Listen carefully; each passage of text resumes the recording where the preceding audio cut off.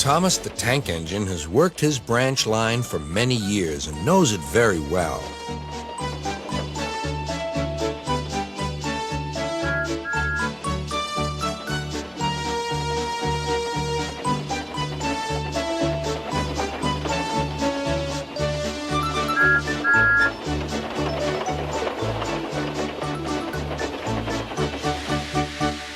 You know just where to stop, Thomas, laughed his driver. You could almost manage it without me. Thomas had become conceited. He didn't realize his driver was joking. Later, he boasted to the others.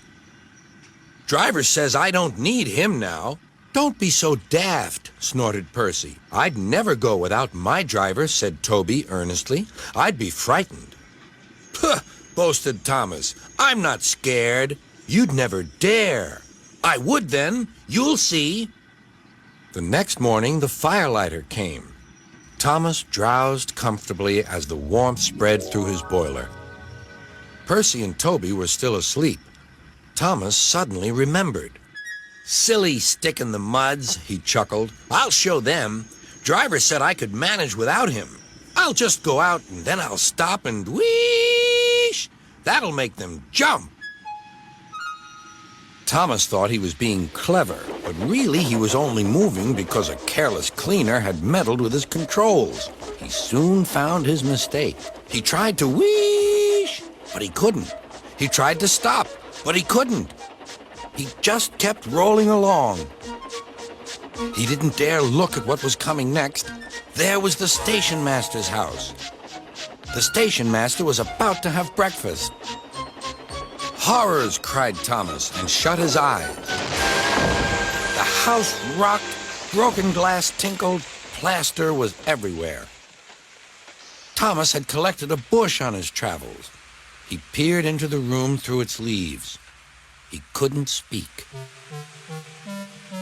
The station master was furious. His wife picked up her plate. You miserable engine, she scolded. Just look what you've done to our breakfast. Now I shall have to cook some more. She banged the door. More plaster fell. This time it fell on Thomas. Thomas felt depressed. Workmen propped up the house with strong poles and laid rails through the garden. Then, the Scottish twin engines Donald and Douglas arrived.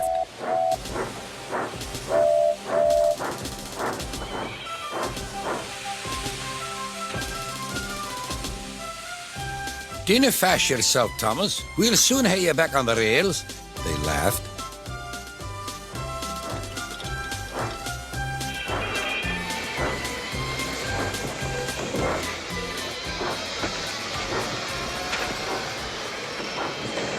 Donald and Douglas, puffing hard, managed to haul Thomas back to safety.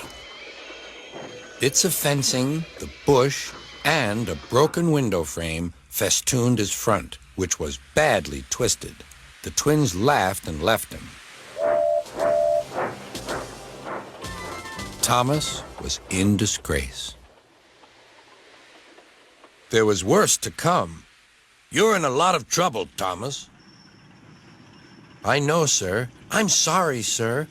Thomas's voice was muffled behind his bush. You must go to the works and have your front mended. It will be a long job. Yes, sir. Meanwhile, a diesel rail car will do your work. A diesel, sir?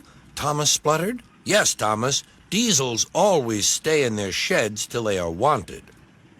Diesels never gallivant off to breakfast in station masters' houses.